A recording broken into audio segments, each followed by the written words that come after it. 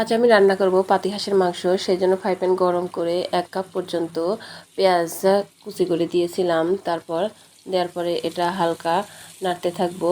তারপর নাড়ার পরে একটু পরে একটুখানি তেল দিয়ে এটা আস্তে আস্তে নাড়তে থাকবো যতক্ষণ পর্যন্ত ব্রাউন কালার না আসে।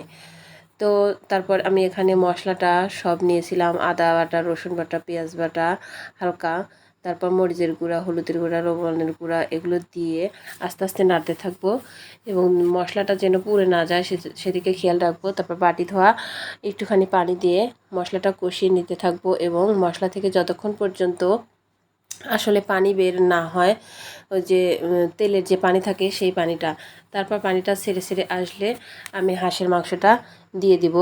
তো গাইস, আসসালামু আলাইকুম, সবাই কেমন আছেন? নিশ্চয়ই ভালো আছেন। তো আপনাদের দয়া আল্লাহর রহমতে আমি অনেক বেশি ভালো আছি।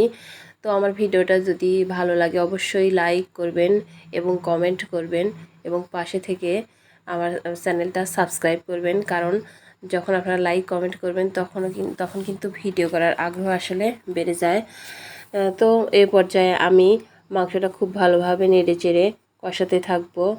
আমি আসলে কয়েকটা রসুনও দিয়েছিলাম, কারণ হাঁসের মাংসে রসুন না দিলে মনে হয় যেন এটা আসলে জমেই না, এবং রসুনের দিলে স্বাদটা আসলে এটা দ্বিগুণ বেড়ে যায়।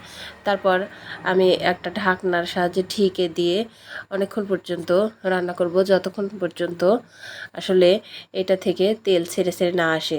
তারপর দেখুন গাইস, কত সুন্দর তেল ছেড়ে ছেড়ে আসছে। আর হাঁসের মাংসে সবসময় আপনারা তেল কমটা দেওয়ার চেষ্টা করবেন, কারণ এটা যে পাখা ইয়াতে তেল থাকে সেটা আসলে তেল বের হয়, সেজন্য কম তেল দিবেন, তাহলে দেখবেন অতটা তেল বের হবে না।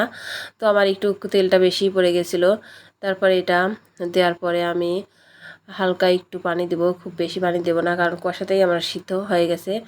কষানোর পরে আমার সিদ্ধ হয়ে যাওয়ার পরে আমি আবারও একটা ঢাকনা দিয়ে ঢেকে, এই যে ফাইনালি আমার মাংসটা আসলে কষানো কমপ্লিট এবং ঝোল দেওয়ার পরেও এটাও আমার কমপ্লিট হয়ে গেছে রান্নাটা। এবং এটাতে দেখুন কত তেল ছেড়ে ছেড়ে আসছে, আর এটা আসলে ক্যামেরাতে খুব ভালোভাবে বোঝা যাচ্ছে না। ফাইনালি এটার কিন্তু কালার অনেক সুন্দর আসতেছিল এবং খেতেও কিন্তু দারুণ হয়েছিল। তো হাঁসের মাংসের ক্ষেত্রে অবশ্যই একটা কথা লক্ষ্য রাখবেন যে আপনারা রসুন বাটাটা একটু বেশি দিবেন, আদা বাটাটা একটু বেশি দিবেন, কারণ আদা বাটা দিলে স্বাদ দ্বিগুণ হয়। ফাইনালি মানে এমন একটা সুন্দর কালার আসছে, আর রসুনটা যেন দেখেন কত সুন্দর গলে গিয়েছে এবং খেতে এটা দারুণ হয়েছিল, কিন্তু অনেক স্বাদ। তারপর আমি ফাইনালি আপনাদেরকে পরিবেশন করে দেখাবো। এই যে আমি একটা প্লেটে সার্ভ করে নিচ্ছি। দেখুন কত সুন্দর কালার আসছে, ইয়াম্মি আর টেস্টি। আর এটা দেখতেও যেমন লোভনীয় হয়েছে, তেমনি খেতেও কিন্তু অনেক স্বাদ আর সেই মজা হয়েছিল এই মাংসটা। সো আজ এ পর্যন্তই। সবাই ভালো থাকবেন, সুস্থ থাকবেন। আল্লাহ হাফেজ। ভিডিওটা ভালো লাগলে অবশ্যই চ্যানেলটা সাবস্ক্রাইব করতে কিন্তু ভুলবেন না বন্ধুরা।